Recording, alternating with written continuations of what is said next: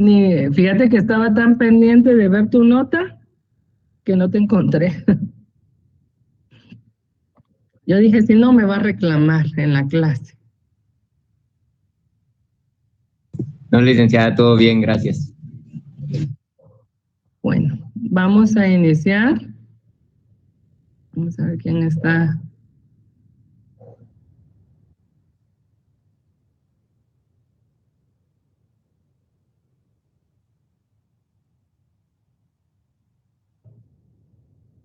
Ok, vamos a iniciar con esta frase que a mí me causó mucho impacto el día de hoy.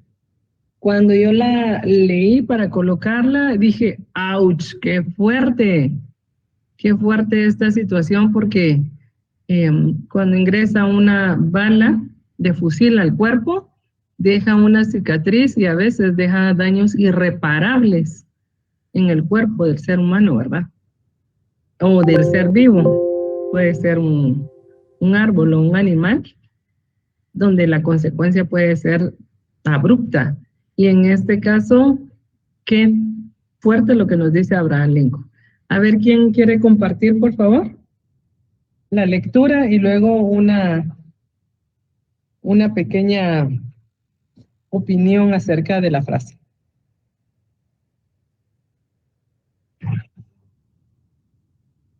Herbert, por favor. Una papeleta de voto es más fuerte que una bala de fusil.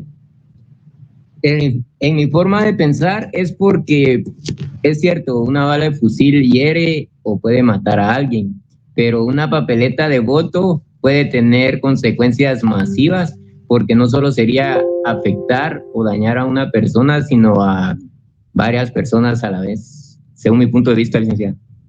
Muchas gracias. La dimensión es grande, ¿verdad? ¿Alguien más? Licenciada. Por favor. Buenas noches. Dime. No sé si me escucho. Sí, Carlos, te escucho. Bueno, a mi punto de vista, como dice el compañero, creo que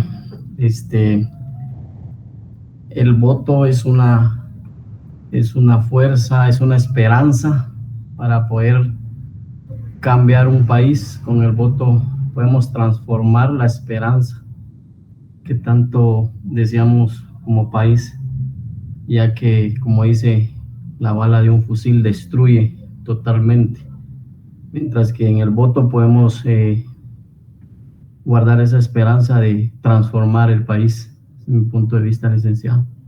Muy bien, muchas gracias. Dice Byron René, vamos a ver. Un voto cambia el curso de la historia y trasciende el destino de la sociedad. El Rosario nos dice que daña a toda una población de un país. Muy bien. Dime, Manuel. Buenas noches, licenciada. A mi criterio que el voto realmente sería como una bomba atómica que destruye totalmente los sueños de cada ciudadano, ¿eh? Al ver a los políticos que corroen la justicia y al final dañan a nuestro país, lo corroen definitivamente, ¿verdad? Mi punto de vista, licenciada. Gracias, Manuel, tienes toditita la razón. Oscar, por favor. Buenas noches, Vic. El voto para mí es el poder del pueblo, pero desgraciadamente no tenemos opciones. Somos un país rico con muchos políticos corruptos, que a la larga, después de tanto voto que he dado yo, me sigo desilusionando cada día. Y pues, desgraciadamente hoy no sé por quién votar y estoy en una encrucijada, pero tengo que ejercer mi deber ciudadano.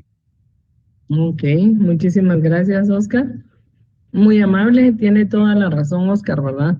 Y de esto es exactamente lo que vamos a hablar el día de hoy, ¿verdad?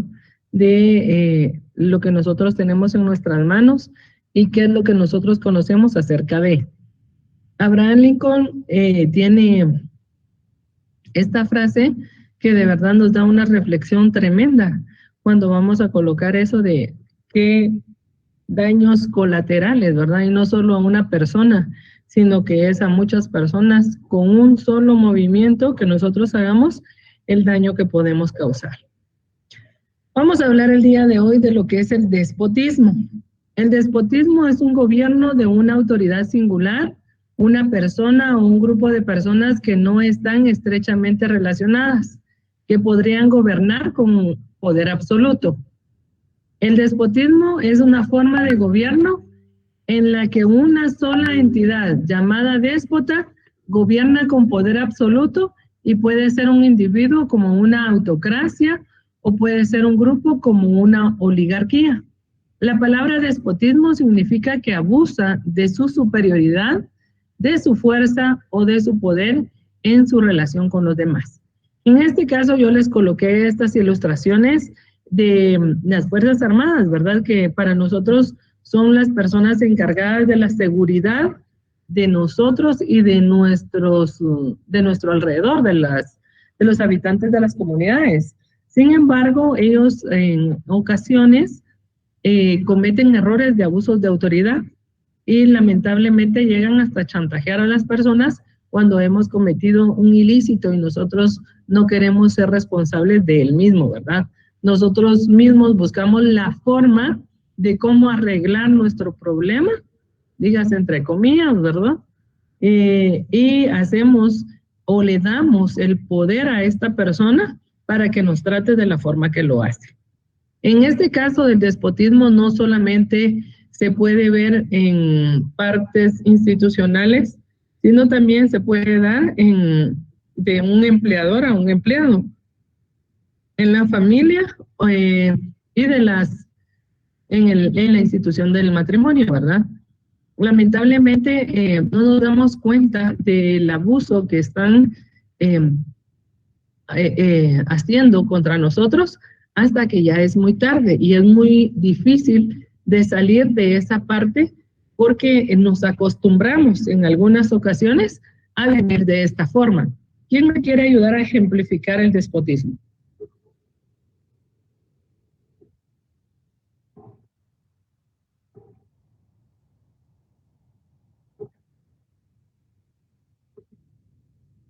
Ok, voy a pedir yo. Carlos Mauricio López. Soemia, y después va Carlos. Sí, licenciada. Okay, buenas noches, licenciada. Sí. Yo solo le quería contar una situación de que no sé si tiene relación con el despotismo.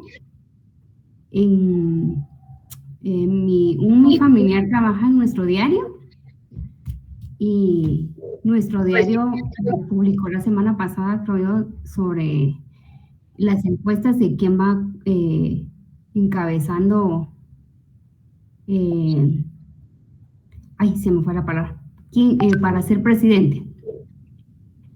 Y esta persona que va encabezando las encuestas llegó a una entrevista que le hicieron en nuestro diario y trató re mal a la señora que le atendió a la de la limpieza, porque a ella la pusieron a que le diera pues un vaso de agua, ¿verdad?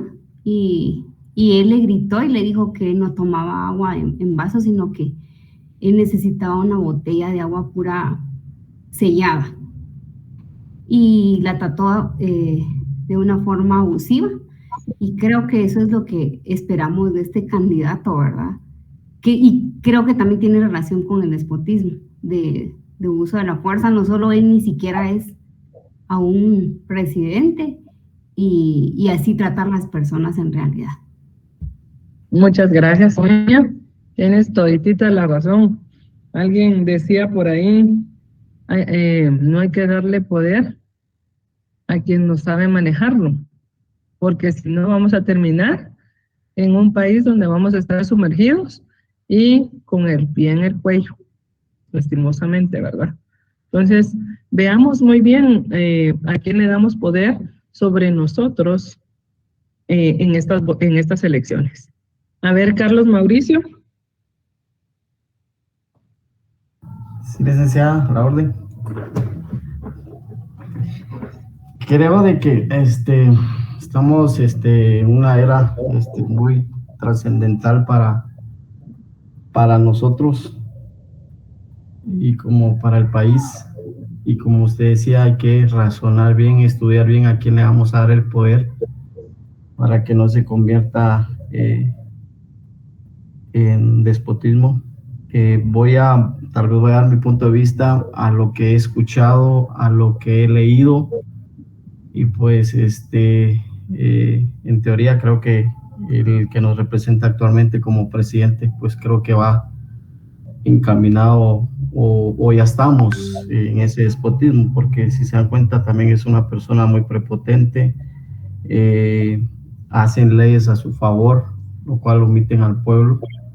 Entonces creo de que, como decía la compañera, hay que estudiar bien. Se escucha mucha información, se tergiversa mucho la información y pues debemos de investigar un poquito más profundo quiénes son estas personas, del por qué vamos a votar por ellos, del por qué les vamos a dar el poder, por qué le vamos a dar la administración del Estado, porque eso también nos afecta. Ayer platicaba con una persona y me decía, yo si voto o no voto, total, yo tengo que trabajar, yo tengo que sobrevivir. Le digo, tenés toda la razón, pero a base de eso, esa persona que vas a poner, o otra que si vos no ejerces el voto, otra lo va a hacer por tu persona, pues de ahí depende tu bienestar, tanto como el tuyo como el de tu familia.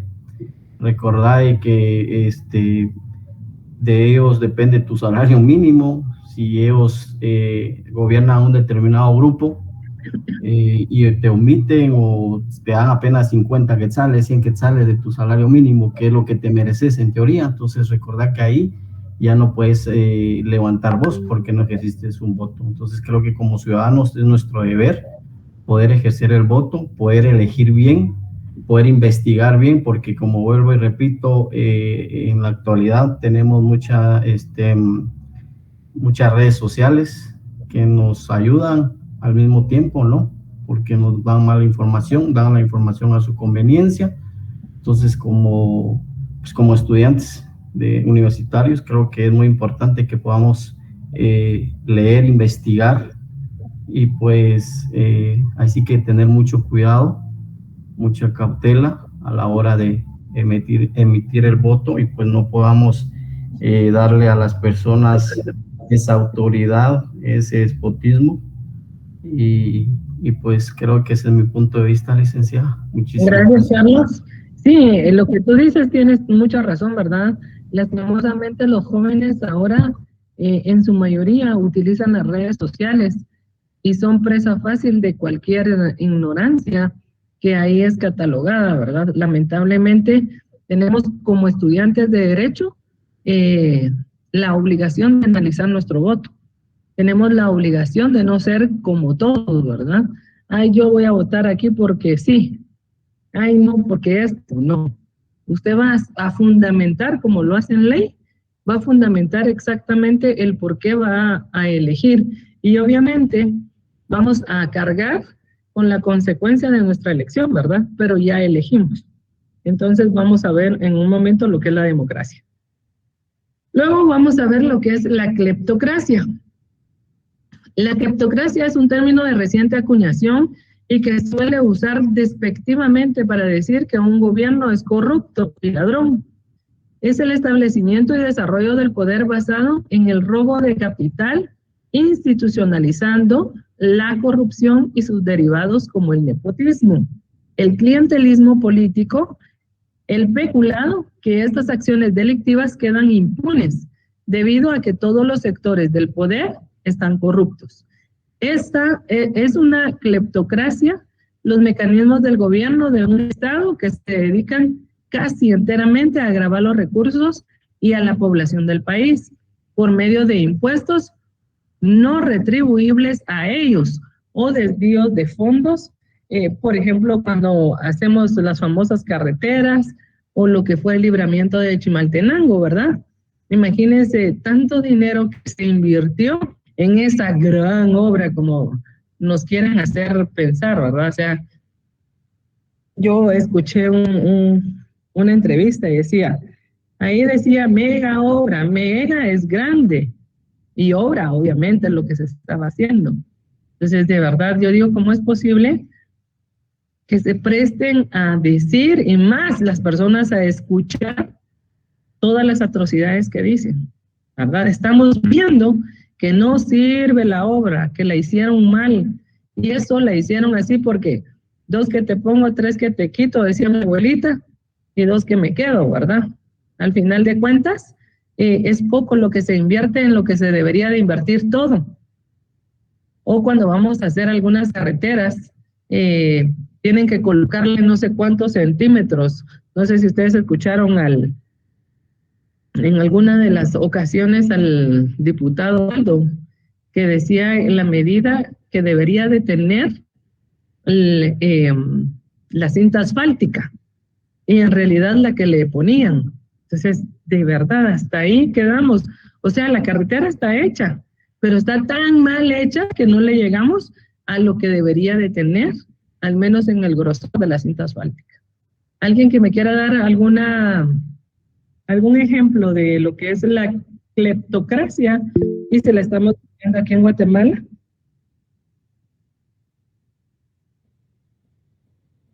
Vamos a ver, Herbert, por favor. Sí, licenciada, yo creo que es en lo mismo que estaban hablando sobre, por ejemplo, los hospitales que supuestamente se iban a hacer ahorita en el tiempo de pandemia, los hospitales ahí sí que anti-COVID, que supuestamente iban a ser hospitales que iban a seguir funcionando después de pandemia para apoyar a la población. Supuestamente, ¿verdad? Se hicieron 2 o 3 entre lo que supuestamente, vuelvo a decir supuestamente, se lo tomo así en ese punto de supuestamente porque no hay nada concreto. Yo lo comparo mucho con lo que pasó lo que hizo en El Salvador. En El Salvador hicieron un hospital súper grande, dicen que parece más un sanatorio que un hospital. Tiene casi que la calidad de un sanatorio aquí de Guatemala. Entonces, yo creo que todavía aparte de esto, cuando estábamos, creo que en las últimas semanas de pandemia, donde todavía estábamos encerrados, yo me acuerdo que todavía Yamatei hizo la propuesta de que se tenía que hacer un nuevo préstamo al Banco Internacional para crear nuevos hospitales cuando ya se le había autorizado un préstamo y ahora venía a querer quedarse con más dinero. ¿Qué es lo que dicen? ¿Dónde está el dinero? ¿En dónde se invirtió? Pero como le digo, es solo mi punto de vista y no quiero entrar en controversia con nadie. Ok, muchísimas gracias, Herbert. Julio, por favor. Licenciada, buenas noches compañeros. Pues como decía el compañero Helber, ahorita con la donación que hizo Taiwán de hacer el hospital, creo que fue en Chimaltenango, alguien me corregirá. La cuestión es que habían sillones que valían, estaban cotizados en 37,000 y unos diputados los fueron a encontrar que en las facturas están a 80, 90,000, ¿verdad? Estamos hablando casi el 60% más de su valor. Entonces, lastimosamente, pues nuestras autoridades están en ese punto de a ver quién agarra, ¿verdad? Y se olvidan que realmente es para la población que realmente lo necesita, máximo en áreas rurales. Gracias, licenciada. Gracias, Julio. Carolina, por favor. Buenas noches, licenciada y compañeros. Pues de hecho, con el tema del COVID, yo viví bastante de cerca la cuestión de las vacunas. Cuando recién vinieron las primeras vacunas acá a Guatemala, que fueron donación, pues lo que pasó es que mandaron una lista a la dirección del área con nombres de familiares y a dónde tenían que ir a vacunar a las vacunas de los diputados. Y se fue el lote de vacunas donadas, ¿verdad? Y a la población se le empezaron a suministrar, creo que 3 meses después de esa donación.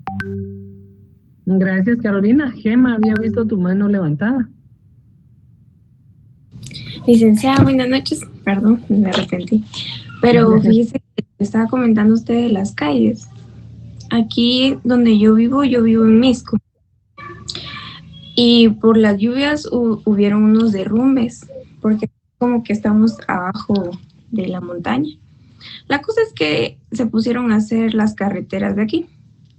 Lo que pasó es que las hicieron muy pequeñas y hubo un accidente donde murieron 2 personas y hubieron casi 30 heridos y murió una nena de 8 años.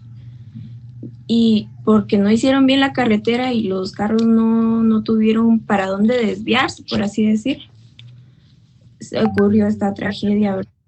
Y la gente se puso muy molesta y empezó a denunciar al alcalde de aquí. Entonces, hasta que ya vio que todos estaban muy molestos por la pérdida de las 2 vidas, ¿verdad? Lo arreglaron la carretera. Pero sí fue muy duro para los que vivimos aquí, porque pues siempre pasamos por ahí y uno no pasa pensando que tal vez puede perder la vida porque no está bien hecha la carretera, ¿verdad? Exactamente, muchas gracias, Emma.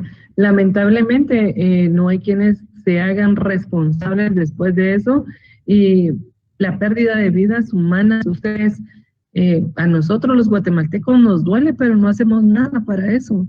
Lamentablemente, así como tú dices, no sé si es el actual alcalde del que tú hablas, ¿verdad? Pero el alcalde anterior también solicitó no sé cuántos millones para hacer un paso a desnivel de aquí de Misco, que está ahí por creo que es como un orfanatorio, una iglesia, no sé qué es. Por el molino de las flores. Por el molino. Ajá, entonces lo único que puso fueron 2, a ver, 1, 2, 3, como 4 postes que no llegan ni a 1 metro. Y eso nos costó varios millones a los misqueños. Increíble, ¿no? Increíble cómo se da esa situación. Y como dijo el compañero anterior, ¿por qué todavía tienen el descaro de volverse a postular, ¿verdad? José Luis, dime.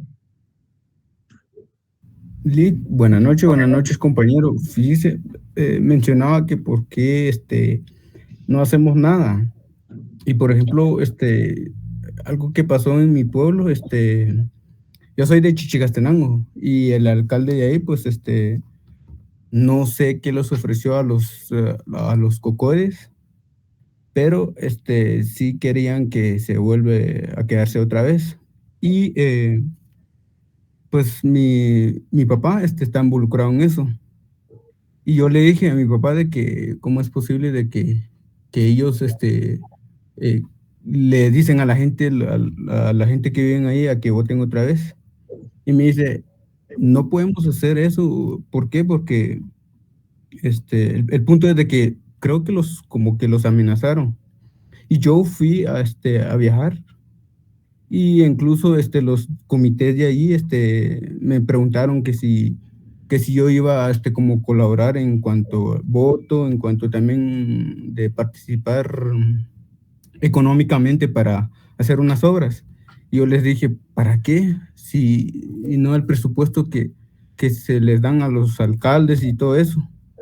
Y ellos me dijeron, mire, ¿sabes qué? Si vas a hacer eso, o si empezás a hablar, prácticamente ya no vas a poder entrar aquí, me dijeron, o sea, prácticamente me hicieron a que ya no puedo regresar. Entonces yo les dije, mire, pero o sea, aquí uno es libre, ¿no? O sea, aquí vengo a ver a mi familia de vez en cuando, pero pues para eso está el camino, para eso está uno que pueda pasar y visitar a la familia. Y me dijeron, ¿sabes qué? Lo que vamos a hacer es que le decimos a tu familia una vez que ya no puede regresar, porque nosotros lo que queremos es apoyo hacia este alcalde.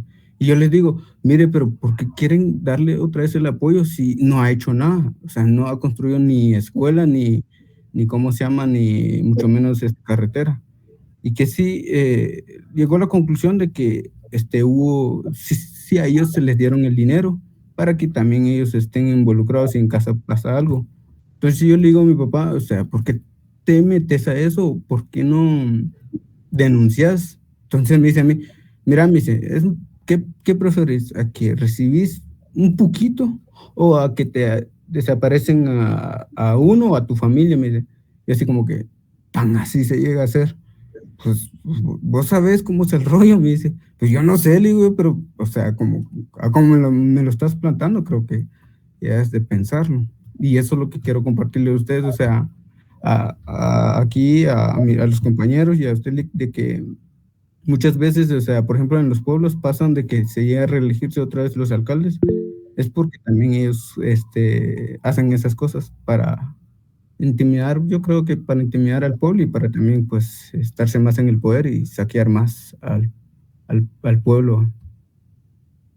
Gracias, José Luis. Tienes toditita la razón, ¿verdad? Y lo peor es que aquí cabe aquel dicho de pueblo chico, infierno grande, ¿verdad? Lamentablemente ahí se conocen todos y las decisiones a veces tenemos, como dijo tu papá, tenemos que sopesar la integridad de la familia, ¿verdad? Lamentablemente.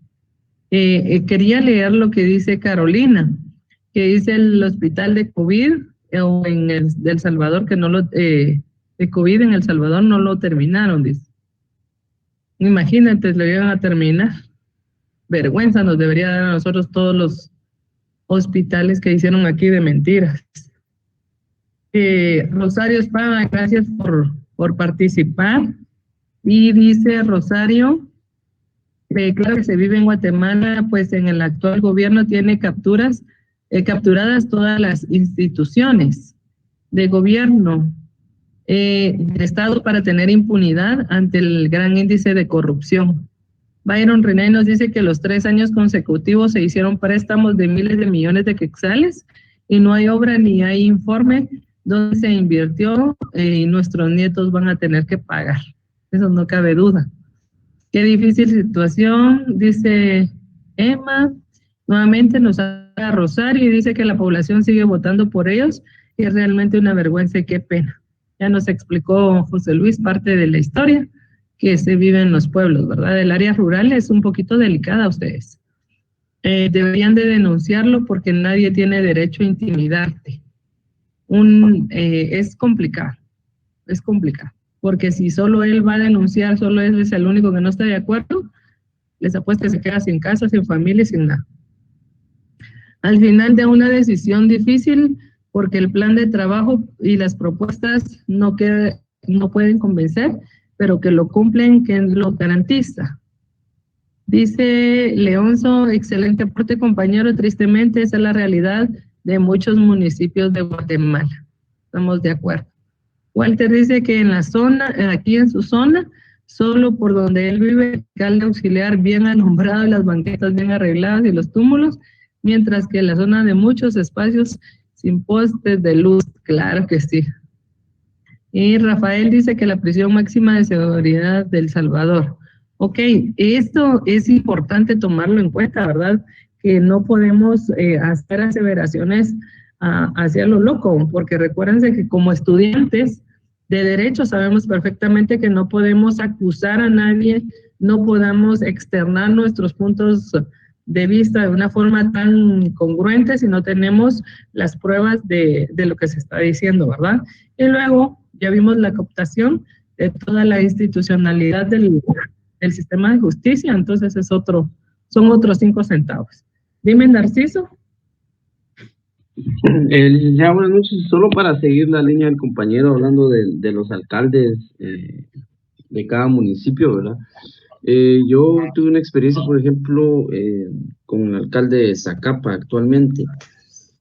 Yo a ese señor, por ejemplo, yo no le conocía el historial, ¿verdad, licenciada? Y cuando me enteré, pues la verdad me quedé así como que, bueno, ¿cómo es que llegó al poder siendo alcalde, ahorita actualmente siendo alcalde de Zacapa, donde anteriormente creo que fue acusado de narcotráfico y estuvo 25 años en la cárcel en Estados Unidos y pues ahora actualmente alcalde del municipio de Zacapa, ¿verdad? Y la verdad que deja mucho que pensar y eso es lo que sucede en los municipios que uno a veces conoce y ya uno piensa en donde uno no llega, ¿verdad?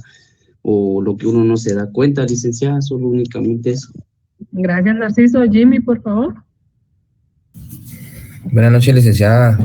Hay un problema grande que nosotros los guatemaltecos nos quejamos, pero ¿qué hacemos nosotros también para que la historia cambie, verdad? En todas las municipalidades existen, en todos los lugares, en municipios existen cocodes, comudes, que son, se supone que son, el cocode por lo menos es de personas del área, ¿verdad? Nombradas bajo, se cree que una elección, ¿verdad? Pero al final el gobierno municipal es el que los coloca a dedo, pero nosotros ni siquiera nos tratamos de involucrar en esos cocodes, ¿verdad? Y yo siento que hablando de malversación de fondos, de obras inconclusas, obras esto, yo creo que el mayor responsable es el ente encargado de fiscalizar, y en la clase anterior nos enseñaron quién era el ente encargado de fiscalizar, y la Contraloría General de Cuentas se presta para corrupción, y yo creo que ahí es donde depende mucha mañosería, mucha corrupción, ¿verdad? Porque la Contraloría General de Cuentas puede ser la fiscalizadora, pero con unos centavos bajo la mesa, creo que ahí se termina todo, ¿verdad? Ya no existe denuncia y por eso es que ya no se llega a que veamos nosotros como ciudadanos algún caso en concreto. No se oye ningún caso que de algún alcalde, hablando de las municipalidades, ¿verdad?, se tenga en investigación por X o Y. Y si se tiene, la mayoría es por narcotráfico, no es por cosas que haya encontrado la Contraloría, sino que por narcotráfico o otros delitos que ellos tienen agregados a la corrupción, ¿verdad? Ese es mi comentario. Muchas gracias. Héctor, te dejo para esta próxima. Vamos a hablar acerca de la aristocracia. Ok, dame un segundito. La aristocracia es un concepto social cuya acepción más inmediata se refiere a aquellas personas que a un estado o nación que ocupan y ejercitan el poder político y económico por derecho hereditario. A la clase de los aristócratas se les llama también nobles o la nobleza. Una segunda acepción del término aristocracia considera que este no se refiere a quienes ya gobiernan en el de facto por haber heredado el título de nobleza, sino que se refiere a quienes deberían gobernar por ser los más capacitados para ello, sin importar el que sean o no los portadores de un título hereditario. Esta es la parte, ¿verdad?, que lamentablemente no nos damos cuenta en las situaciones cuando hay parte de una aristocracia que por herencia vemos que todavía, gracias a Dios, ya no se da tanto en el Ministerio de Educación, ¿verdad?, que se heredaban las plazas y nunca salía la familia de los 011. Ahora ya se da lo que es una elección diferente, o hay un sistema de oposición donde se eligen a las personas que están más capacitadas para poder ejercer el puesto que les están ofreciendo, ¿verdad? Algo así sería como el de la aristocracia. Lastimosamente, hay personas que llegan a ser reyes sin tener el mínimo de la capacidad que se necesita para eso. Luego tenemos la plutocracia, que es un sistema de gobierno en el que el poder lo ostentan quienes poseen las fuentes de riqueza. Suele incluirse como un tipo de oligarquía en su visión clásica promovida por las experiencias en algunas ciudades griegas y ciudades de los estados de Italia medieval. No se puede confundir plutocracia con sistemas donde el ejercicio de la ciudadanía está vinculado a una riqueza mínima, correspondiendo en esto a un supuesto interés para la colectividad. En este caso de la plutocracia, a mí se me ocurre hacer como ejemplo, ¿verdad?, aquellas disposiciones de los nuevos ricos, que recordemos, ¿verdad?, que hay familias que ya tienen el poder ejercido sobre ellos, donde ya no cabe una nueva persona más. aunque esta persona tenga el poder adquisitivo, tenga mucho dinero, no tiene lo que todas estas familias han venido cosechando desde hace años atrás. Entonces, este sistema de gobierno ostenta a quienes poseen la fuerza de la riqueza, dice, pero no cualquier persona que tenga dinero. En este caso, hay personas que en la otra clase me estaban diciendo, ¿verdad? Las nuevas autoridades o las autoridades que salen y que de repente tenían solamente una casita en la zona 18 o en la zona 6 y de repente aparecen con mansiones en carretera El Salvador, casa en el puerto, cuentas bancarias en otros estados, en otros países. Y entonces son nuevos ricos, pero pretenden quedar incluidos en el grupo de poder de riqueza de nuestro país y no es aceptado. ¿Qué opinas tú, Héctor? Esto es casi referente a lo que veníamos platicando.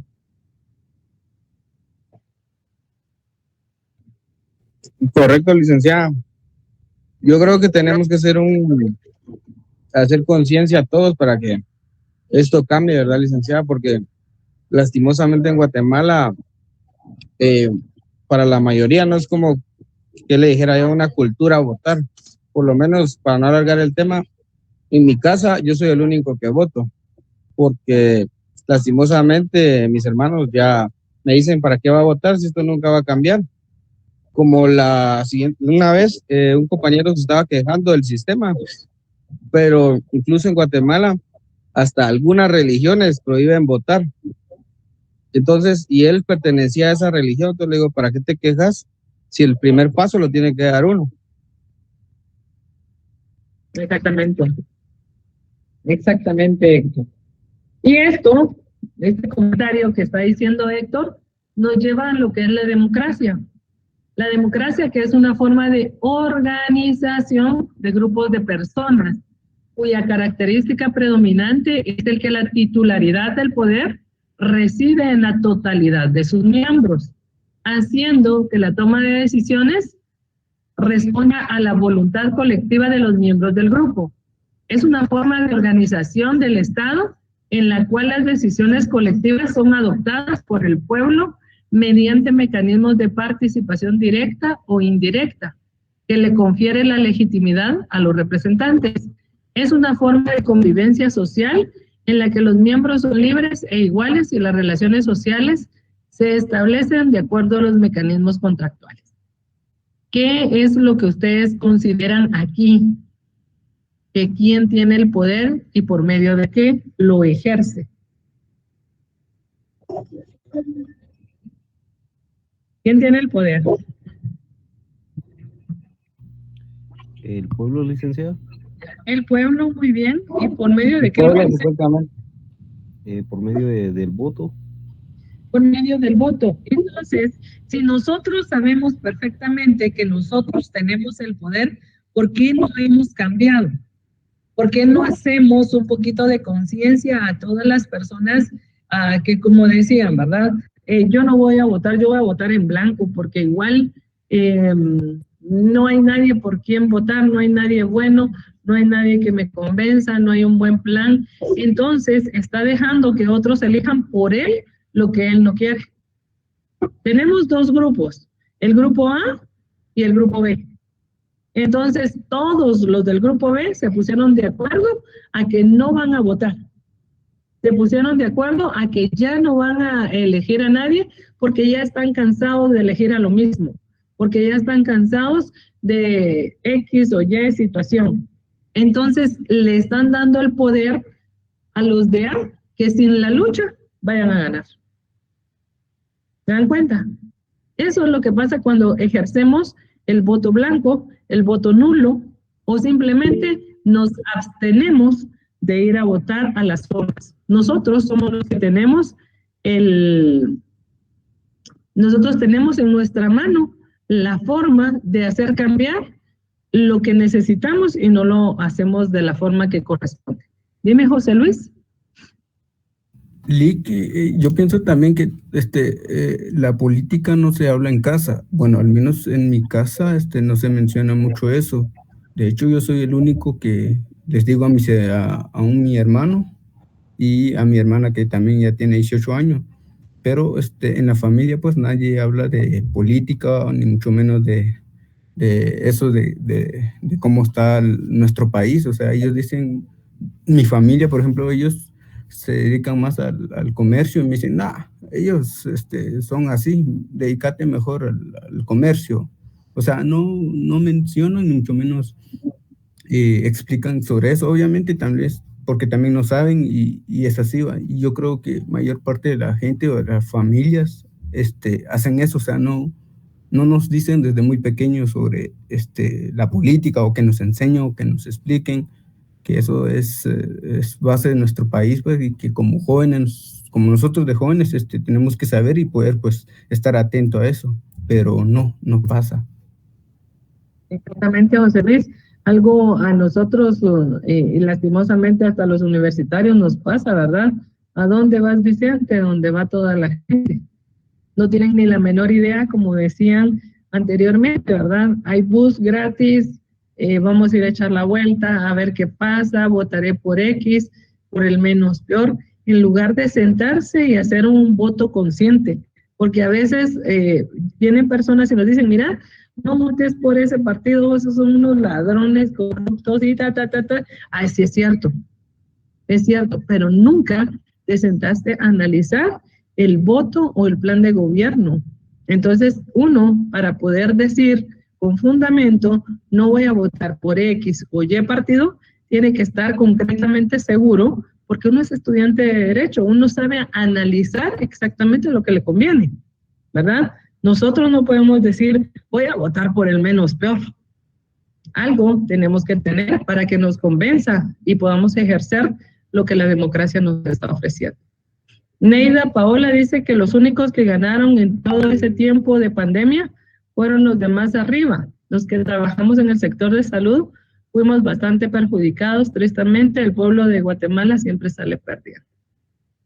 Byron nos dice que hay que devolver el equilibrio de oposición política para frenar la corrupción, no votando por los 5 partidos del pacto de corruptos, marionetas del Castillo, y dándole el voto a uno para presidente, a otro para diputados regionales, a otro para el Estado Nacional y otro color para Parlacén.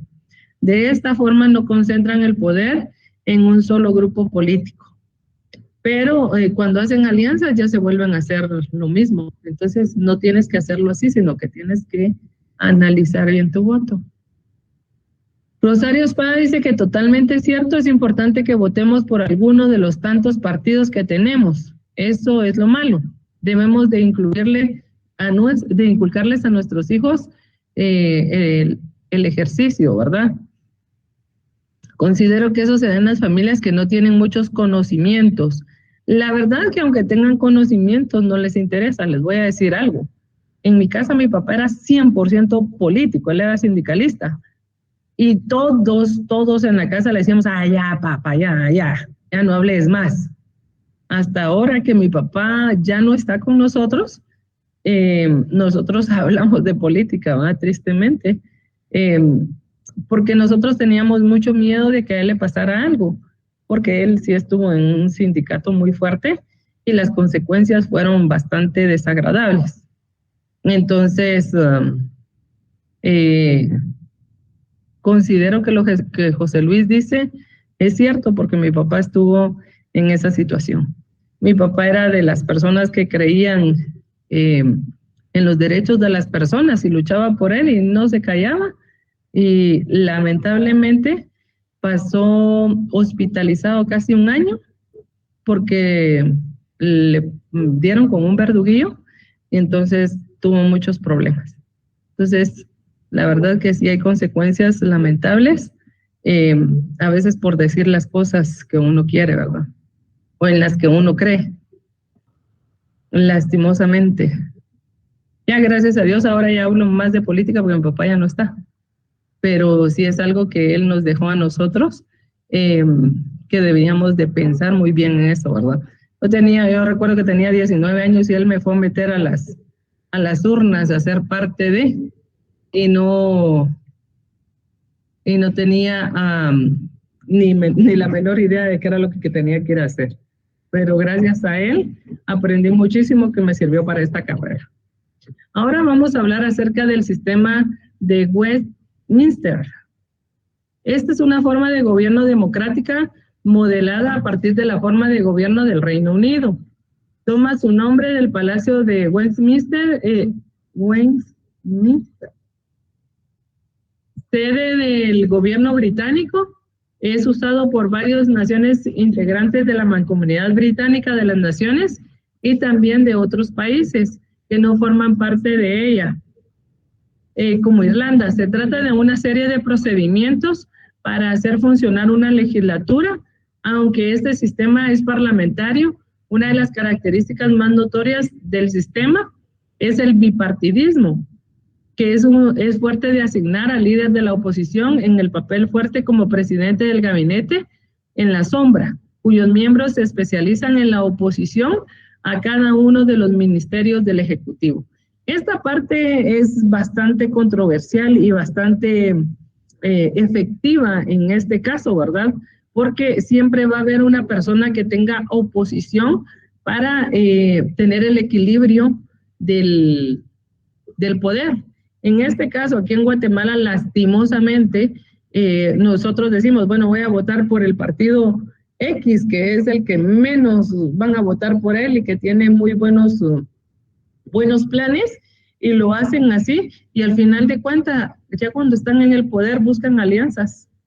Entonces, no hay un equilibrio en el cual debería de ser una contraposición. En el caso de hay un candidato que dice, ¿verdad? El alcalde que está ahorita tiene el 50% del poder, y el otro 50% del poder lo tiene el otro candidato que va para alcalde, porque él tiene los concejales. Y no ha pasado absolutamente nada en la Municipalidad de Guatemala que sea diferente, porque no hay contraposición a lo que está diciendo el alcalde. Entonces, esa es como una parte de lo que nos están explicando aquí. El presidencialismo es aquella forma de gobierno en la que, constituida una república, la Constitución establece una división de poderes entre el poder legislativo, ejecutivo y judicial y el jefe de Estado. Además de ostentar la representación formal del país, es también parte activa del poder ejecutivo, como jefe de gobierno, siendo elegido de forma directa por los votantes y no por el Congreso. La República Democrática Presidencialista más conocida en la historia contemporánea es Estados Unidos. El presidente es el órgano que ostenta el poder ejecutivo, mientras que el poder legislativo lo suele concentrar el Congreso, sin perjuicio de las facultades en materia legislativa que posee el presidente. También se dice que el concepto de separación de poderes fue consagrado en la Constitución de los Estados Unidos de América en el año de 1787, con la creación del cargo de presidente de Estados Unidos y a la vez Congreso de Estados Unidos. Este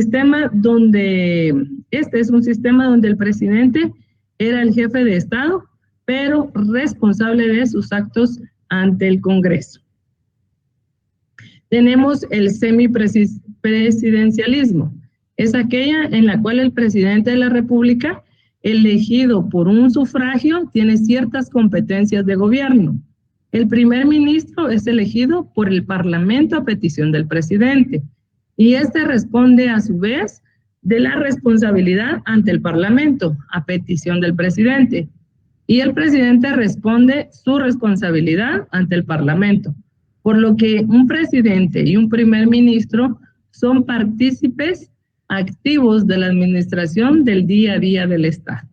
Un ejemplo de esto son los países de Egipto, Francia, Corea del Sur, Angola y Armenia. Y tenemos toda nuestra controversia, ¿verdad? Un partido político. Esto es bien importante que lo veamos y lo concienticemos, donde dice que un partido político es una asociación de individuos unidos por ideales comunes. Aquí nos están hablando de ideales, es lo que yo pienso, lo que yo creo y por lo que yo voy a luchar, no por el jalón que voy a pedir. Porque al pedir jalón estoy pidiendo que voy solo atrás del poder, ¿verdad? y que persiguen como meta alcanzar el control del gobierno para llevar a la práctica esos ideales. Es el encargado de presentar candidatos para ocupar los diferentes cargos políticos, pero para eso movilizan el apoyo electoral y también organizan la labor legislativa, articulan y agregan nuevos intereses y preferencias de los ciudadanos. Desde el enfoque de Maurice Duverger, diferencia de partidos de creación interna que nacen en el seno del Parlamento. Es el principio, en un principio eran los Tories, que eran los conservadores, y los Whigs, que eran los liberales. En Inglaterra, esto se decía que solo actuaban por intereses egoístas, pero con el tiempo fue imposible encontrar el equilibrio entre el pueblo y sus representantes, por lo que cambiaron de escenario al crecimiento orgánico. Esto era que ya no solamente discutían adentro, sino que se dio la creación de un partido político, como aquí en Guatemala, ¿verdad? Que tenemos 23 que tienen ideales. Cada grupo, cada agrupación, cada partido político, cada comité cívico tiene ideales en común, por lo que ellos van a luchar y van a mantener lo que necesitan para poder alcanzar, hacerlo realidad cuando lleguen al poder. Algo que en algún momento se les pierde y ya no buscan más. En esto es lo importante de la política. La política no es mala. El ejercicio que se ha hecho de ella es lo que la han hecho mala. La corrupción que está adentro en el juego de cada uno de ellos es lo que lo hace mal. Entonces, nosotros como conocimiento debemos de tener que es una asociación de individuos unidos por ideales comunes. Yo considero que debo de trabajar por lo que yo considero que sea necesario, por ende, yo debo de trabajar por eso, para alcanzar eso que yo necesito, ¿verdad?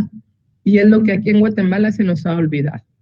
Aquí tenemos nuestra actividad para este tercer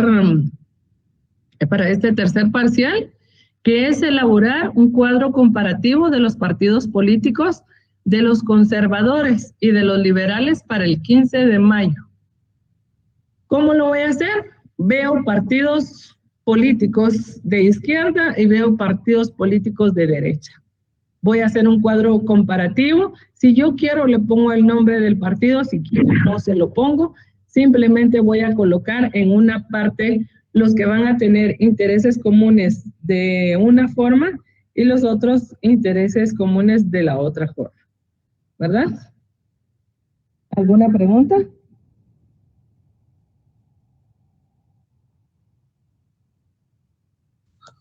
No, licenciado. Ok, entonces vamos a colocar también investigar clases de democracia y vamos a elaborar un pequeño ensayo y lo vamos a subir a clase.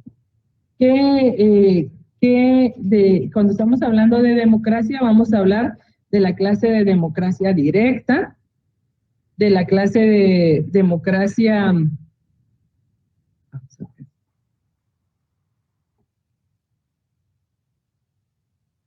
¿La tenía por aquí? Aquí está. Democracia directa, democracia deliberativa, democracia semidirecta y la democracia representativa. Esas son las clases. Voy a hacer un pequeño ensayo. Voy a leer, ¿verdad? ¿Cuáles son? Hago un pequeño ensayo de una página nada más. Y luego lo voy a subir a Classroom para tener mis puntos para este próximo parcial. ¿Alguna duda? ¿Preguntas? Licenciada, buenas noches. ¿Podría repetir el tipo de democracias? Esto lo tienen que buscar ustedes.